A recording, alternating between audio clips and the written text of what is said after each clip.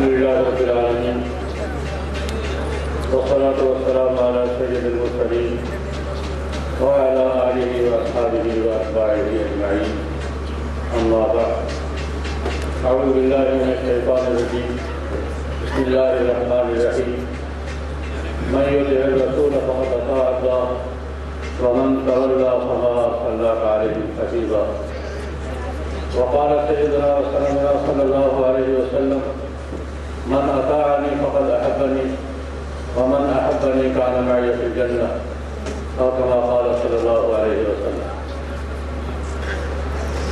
صدر محترم قابل صدر احترام علماء کرام، محترم بزرگوں، دوستوں، بھائیوں اور ساتھیوں، سب سے پہلے تو میں سیرت کمیٹی اور اس کے تمام ارکان اور عہدیداران اور کارکنان کو اس کامیاب کانفرنس کے انعقاد پر مبارکباد دیتا ہوں۔ آپ سے علماء کرام رات گئے کا خطاب فرمائیں گے اور تفصیلی بیانات ہوں گے۔ میں صرف شرکت کے لیے، حاضری کے لیے آپ کے سامنے دو چار منٹ کے لیے بیٹھا ہوں۔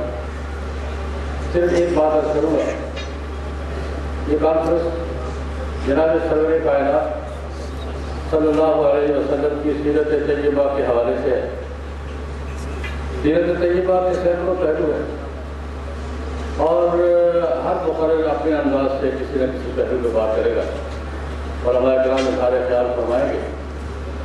مجھے صرف جناب نبی کریم صلی اللہ علیہ وسلم کی سیرت طیبہ کے حوالے سے آج کے دور میں ایک اٹھنے والے عام طور پہ کیے جانے والے سوال پر کچھ کرنا ہے۔ ہمارے ملک میں یہ ٹرینڈ بن گیا ہے، یہ ذہن بن گیا ہے اور یہ عام طور پہ بات ہوتی ہے کہ کوئی مسئلہ آپ بیان کریں، بالخصوص یہ ناموس رسالت کے قانون کے حوالے سے ٹی وی چینلز پر اور مختلف پروگراموں میں یہ سوال اٹھایا جاتا رہا کہ کوئی مسئلہ آپ شریعت کا بیان کریں تو سوال ہوتا ہے کیا یہ قرآن میں ہے؟ ہوتا ہے جو سوال یہ قرآن میں ہے؟ اور جب یہ کہتے ہیں قرآن میں تو صراحت سے نہیں ہے تو اس کا مطلب یہ ہوتا ہے کہ مسئلے پر زور مت دو۔ میں اس مغالطے پر بات کرنا چاہتا ہوں کہ یہ بہت بڑے مغالطے کی بات ہے۔ کسی مسئلے کا صرف قرآن میں ہونا ضروری نہیں ہے۔ جناب نبی کریم صلی اللہ علیہ وسلم کی سنت مبارکہ بھی ویسے ہی حجت ہے جیسے قرآن حجت ہے۔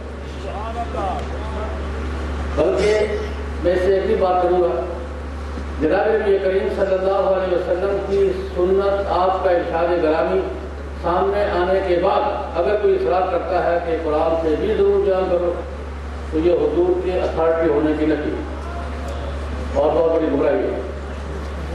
میں تفصیلات میں جائے بغیر دو تین حوالے عرض کرنا چاہوں گا۔ یہ سوال بہت پرانا سوال ہے۔ حضرت عبداللہ بن مسعود رضی اللہ تعالیٰ عنہ تفسیر قرطبی میں روایت ہے، حضرت عبداللہ بن مسعود رضی اللہ عنہ طواف کر رہے تھے بیت اللہ کا، حج تھا یا عمرہ۔ ایک صاحب کو دیکھا کہ وہ طواف کر رہا ہے، اس نے احرام کی چادریں بھی باندھ رکھی ہیں اور کوئی سلا ہوا کپڑا بھی پہنا ہوا ہے۔ مرد کے لیے حالت احرام میں سلا ہوا کپڑا پہننے کی اجازت نہیں ہے۔ حضرت عبداللہ بن مسعود رضی اللہ تعالیٰ عنہ چکر کاٹتے کاٹتے اس شخص کے قریب گئے، کندھے پر ہاتھ رکھا، فرمایا برخوردار، یہ سلا ہوا کپڑا پہننا مرد کے لیے حالت احرام میں اس کی اجازت نہیں ہے اور تم نے پہن رکھا ہے۔ فوراً موڑ کے پیچھے موڑ کے دیکھا، قرآن میں ہے یہ؟ کوئی جو ہمارے آج کل دکان اس پر سوال کرتے ہیں کہ قرآن میں ہے؟ میں کیا کرتا ہوں ہمارے جیسا ڈھیلا ڈالا موجود ہوتا تو کہتا نہیں یہی کہنا تھا، قرآن میں نہیں ہے۔ ہمارے جیسا کوئی کمزور ڈھیلا ڈالا موجود ہوتا تو کیا کہتا نہیں ہے، اور پھر وہ چڑھائی کرتے تھے قرآن میں نہیں ہے تو پھر مجھ پہ کیا زور دے رہے ہو؟ تکڑا بول بھی تھا حضرت عبداللہ بن مسعود رضی اللہ تعالیٰ عنہ، فرمایا قرآن میں ہے، یہ مسئلہ قرآن میں ہے۔ کہاں ہے؟ قرآن لکھا ہے. حضرت عبداللہ بن مسعود رضی اللہ عنہ کے استدلال سنیے.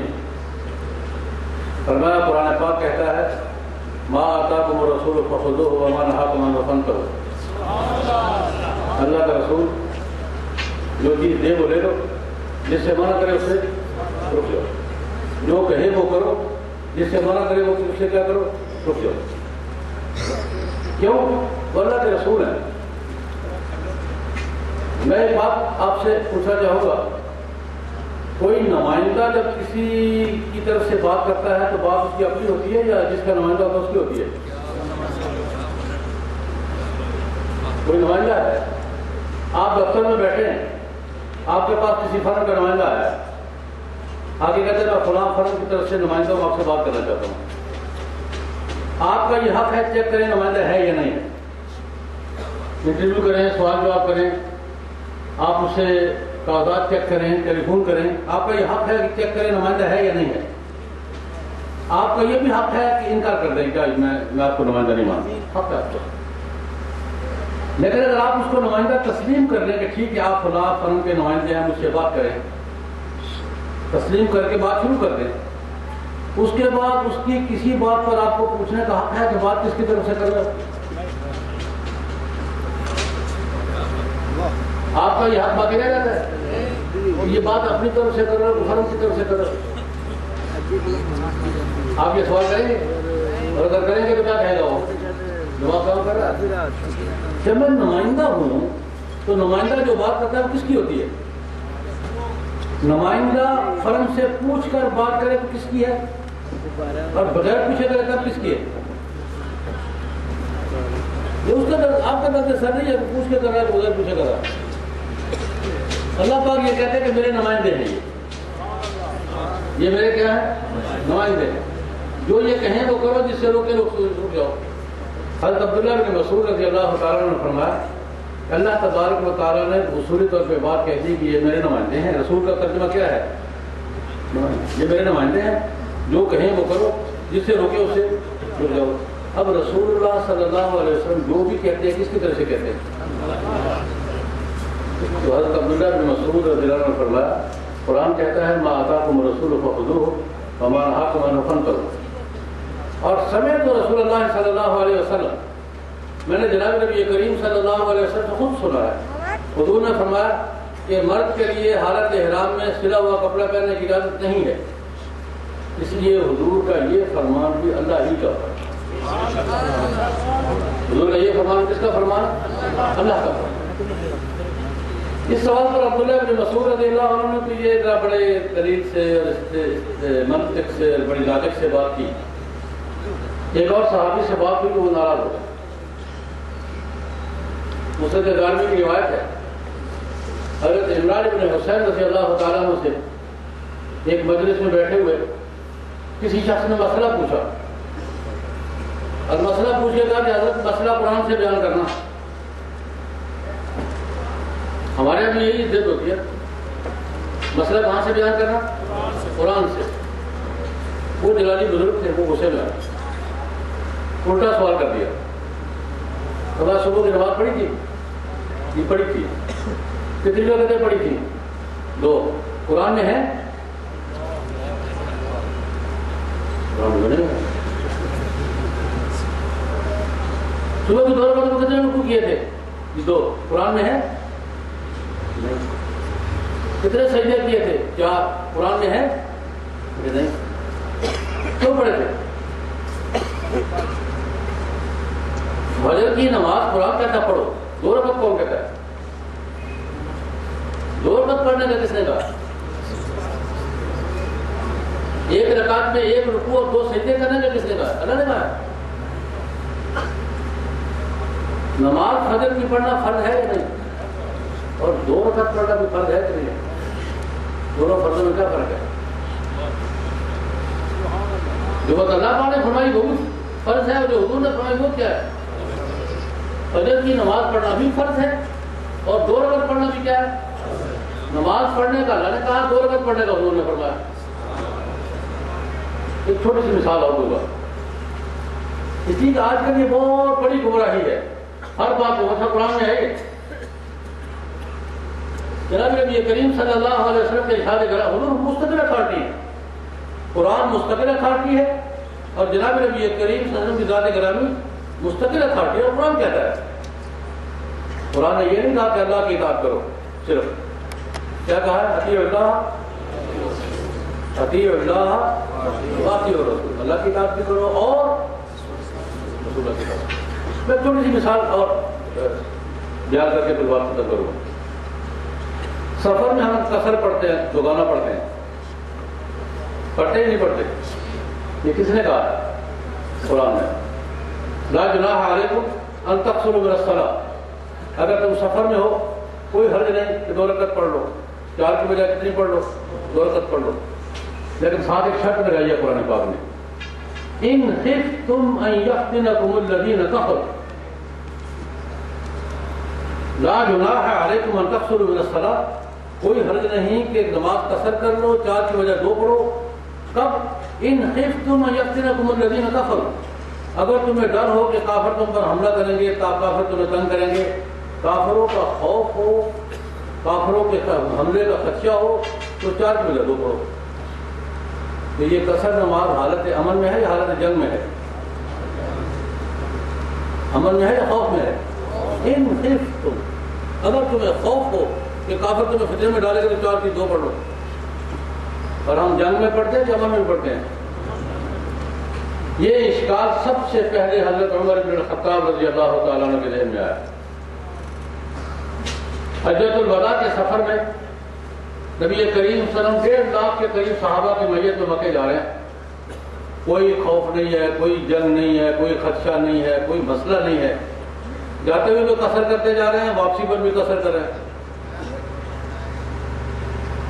فتح مکہ سے حجۃ الوداع سے زیادہ امن کا موقع کون سا ہوگا؟ پورے عرب پر کنٹرول ہے، 1.5 لاکھ صحابی ساتھ ہیں، کوئی خطرہ وطرہ نہیں، لیکن حجۃ الوداع کے سفر میں جاتے ہوئے بھی دوگانہ پڑھ رہے ہیں، واپسی میں دوگانہ پڑھ رہے ہیں۔ حضرت عمر رضی اللہ تعالیٰ عنہ نے عرض کیا، یا رسول اللہ، قرآن تو کہتا ہے کہ قصر کریں گے حالت خوف میں، اور ہم حالت امن میں بھی قصر کرتے جا رہے ہیں۔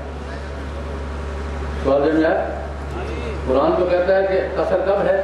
ان خفتم، اور ہم حالت سب امن میں بالکل بڑے امن سے ہیں، کوئی لڑائی نہیں، کوئی جھگڑا نہیں، کوئی کچھ نہیں، ہم قصر کرتے جا رہے ہیں۔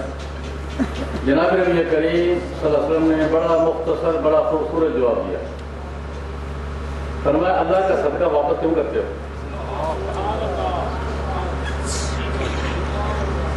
اللہ کا صدقہ واپس کیوں کرتے ہو؟ اس کا ترجمہ اپنی زبان میں کرو۔ فرمایا ہم حالت امن میں دوگانہ پڑھتے آ رہے ہیں نا، آتے ہوئے بھی جاتے ہوئے بھی، اللہ بولا تم کو بولتے ہو۔